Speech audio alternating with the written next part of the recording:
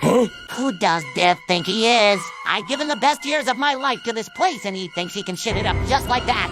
I don't think so. SpongeBob? Is that you? I've been waiting for you, chat. It's time I tell you the real story of how Dev shot up SFO Discord. SpongeBob, you're scaring me! Ah!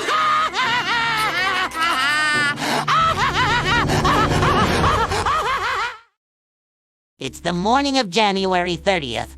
Dev starts his weekly sipcast as per usual, but during the long intro talking with people mentions that he's thinking about nuking the Discord server and even mentions deleting it and remaking it. I'm happy to be a fan of yours. I don't hate when you and I disagree. I just disagree. And you don't hate us when we disagree. It's pretty wholesome. Well, thank you very much, Reed. I mean, my Discord is a fucking shit show, like, all the time. I don't know what I'm going to do about the Discord. Maybe I just need to, like, delete it and start over. Like, fuck. However, the Donator Club is actually pretty nice. It's pretty wholesome in the Donator Club. You know? But the autism containment area is, like, just pure fucking cancer. It's pure fucking cancer in my Discord. Good God. I might need to, like, split back up the autism containment text and the autism containment pictures channels. You know what I mean? I will give the Discord a once-over again. Actually, I'll ping the mods. I will give the Discord another trimming down. What should I change?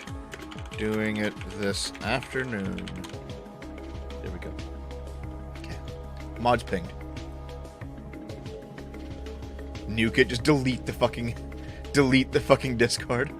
Word gets to the $5 club chat for members who pay $5 or more a month, or people who donate $100 as a lump sum. Enter Thor and Sinister. Both are patrons of Dev. Thor sees Odar talking about Dev getting rid of autism containment and is upset. Sinister joins on and is also upset that Dev would come back onto the Discord to muck it up.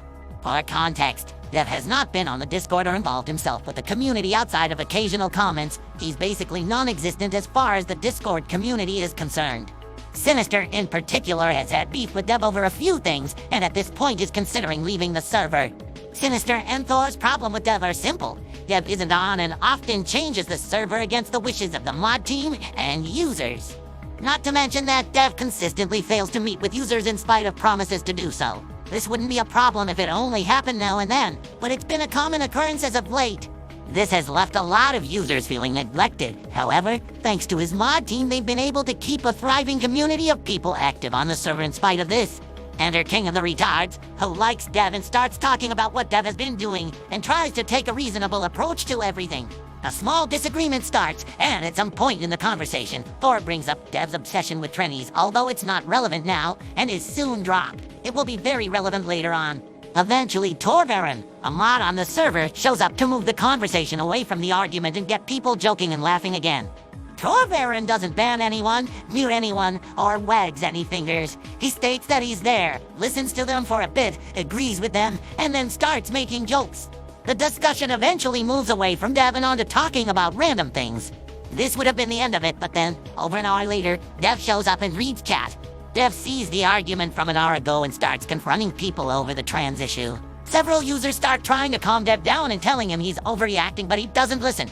Even King of the Retards, someone who had been defending Dev, points out that he's shitting up chat. Dev then writes a block of text getting upset at Sinister over her venting, something that you should never do if you want to resolve a problem. Dev even implies that this is about some other issue, specifically the Minecraft server, which is a form of gaslighting. Sinister writes her own block of text and explains why she's mad, pointing out it's not about Minecraft, but about a lot of little things like forgetting things, getting upset over people venting, ignoring mods, and overall neglect of the Discord. Leafus also brings up his complaints and, instead of engaging with Sinister, Dev ignores her and starts talking with Leafus about his issue. Dev does eventually get to Sinister, but dismisses her grievances offhandedly. He then says he was just joking about deleting the server. Sinister rejects that Dev could be joking, points out that she's been shat on before by Dev, and that her and other users didn't feel good about it afterwards. Dev then tries to go back to talking about the Minecraft server, implying that's her main problem when he was the one to bring it up in the first place. Sinister points out once again it's not about Minecraft, and after a minute, she sends her final message and leaves the server. Dev then comes in to finally listen to her after arguing and gaslighting her for nearly 30 minutes. Dev then adds everyone shit on Sinister despite getting her to leave because of his shitty behavior, and then people who hadn't seen the conversation passively agree with Dev.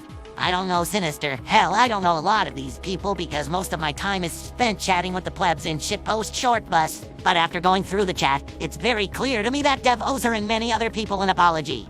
I can't say that this explains everything that happened that day. This was just the first conversation to happen in a long line of many that led to the server's active user base leaving en masse. But I can say it sets the tone for what came next. That moved autism containment to the bottom of the list, effectively burying it, and then implementing a new chat, one where you couldn't have bad vibes. Not only that, but he labeled many of his most active users as people who hated him, despite many coming there for SFO, but staying for the community.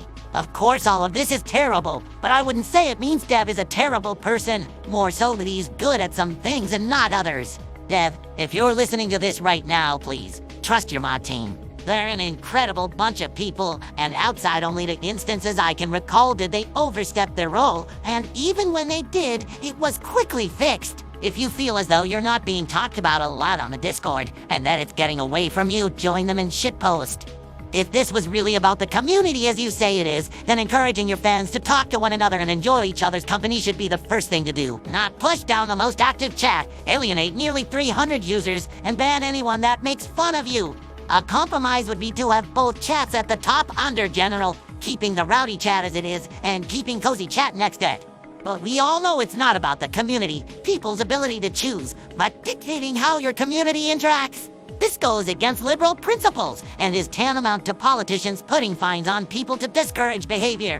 You might claim there is no tax, but we all know pushing autism containment to the bottom is to hide it so that over time fewer and fewer people use it.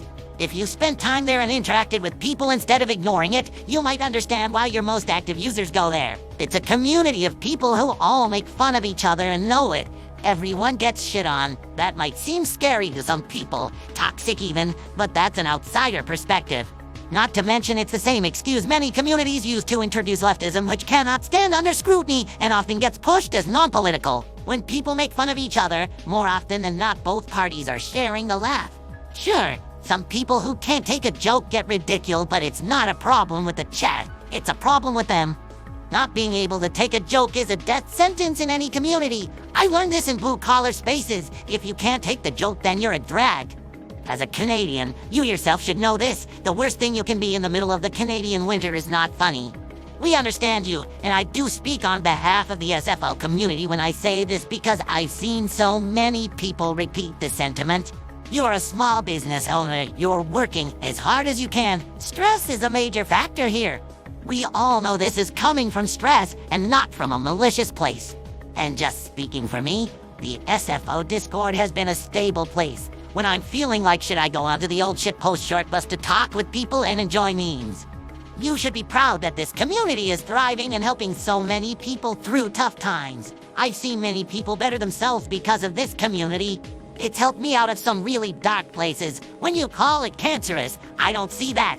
When you say that they should be talking about you, and that we don't matter because you won't be affected by it, it feels like you're stabbing the community that supports you in the back. I genuinely believe that autism containment is an incredibly wholesome place, and that if you took the time to get to know people there and join in the fun, you would feel the same way. Here's hoping that you do the right thing.